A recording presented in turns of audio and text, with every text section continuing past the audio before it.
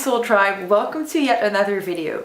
In this video I'm going to share with you 10 habits that skyrocket your focus.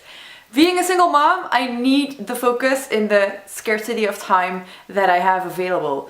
So rituals for me are a way to find that focus and to enhance my personal spiritual growth, because I'm continuously aligning my inner self with my outer self, pushing myself to connect with my higher self.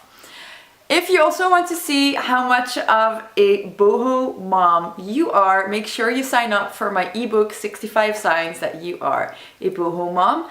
And don't forget to sign up for my channel, to subscribe to my channel if you don't want to miss any video about spiritual growth, because it will benefit you a lot, because it has benefited me a lot as well. Now, let's move on to the 10 habits that have really helped me get out there. Having studied yoga for 3 years, yoga for me is way more than a bodily exercise. That doesn't mean I don't do any poses. I do have an asana practice, and I tend to do at least 11 minutes a day of asana practice to make me land out of my mind into my body. Sometimes I don't feel like doing yoga, then I will just do a quick cardio workout, 11 minutes as well, or just dance intuitively to music that I like. But I really tend to make yoga a practice because it really connects the way I move my body more consciously than any other bodily workout that I do.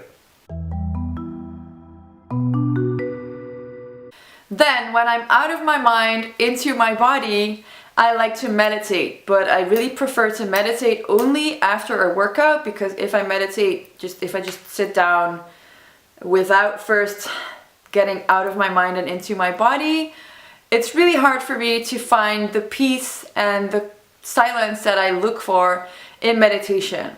I always set the intention in my meditation to invite Great Spirit with clarity and presence into my life, and that I am wanting and available to receive whatever must be revealed to me. And this way I am also more mindful during the day, looking for synchronicities in daily life that will connect me to see the guidance that I've asked for.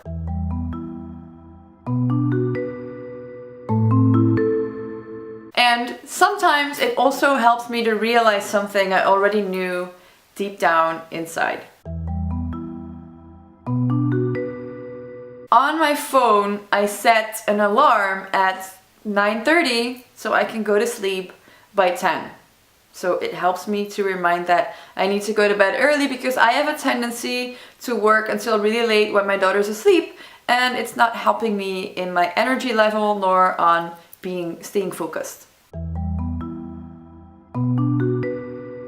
If you have an iPhone and you have the latest update, you can shut down your apps intentionally. So you can set an amount of time which you can spend on social media, and then after you spend, I put it on 2 hours, after you spend more than 2 hours, it will block the apps until you press that you want to enter for more time.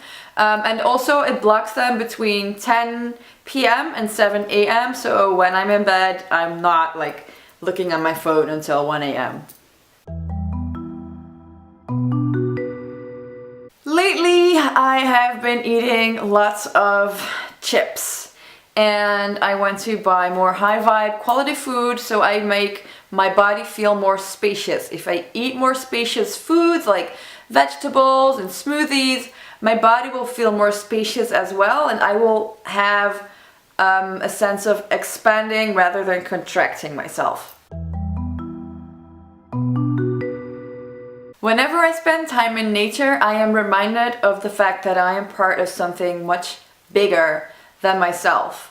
And I love to go to the beach or to the forest and speak to the trees and listen to what the waves are whispering. And it really makes me see that the natural cycles of nature are in harmony with who we truly are. We cannot always flourish. Sometimes we need to let go and turn inward. Asking yourself questions is such an important part of spiritual growth, because if you don't ask yourself better questions, you will never learn to give yourself better answers. And the thing is to not only answer the questions, but also act upon the answers, even if it scares you. I want you to know that it is safe to be scared and still do what your soul is calling you to do. I am keeping a gratitude jar. That means that each day I write down 3 notes for things that I'm grateful for, and I'm going to go through all of these messages after 28 days, that is 1 moon cycle, and just feel the gratitude flood inside and over me. So I have a little altar that I use to set an intention for the day, and also ask for guidance and to receive whatever I need most during the day, and to feel connected with myself and with all that is, and to be guided.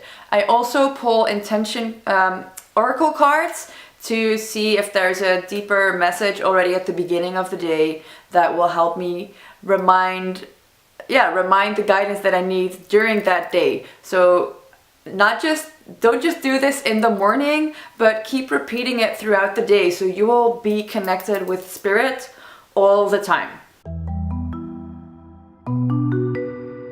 I have tried paper agendas, online agendas, apps like Toggle, but they never really worked for me, and now I'm planning out my week in a way that does work for me, and it doesn't keep my mind occupied all day, and it doesn't make me look 2 or 3 weeks ahead. It keeps me just focused on the now, in the present, and that really helps me to slay all the tasks that I need to do.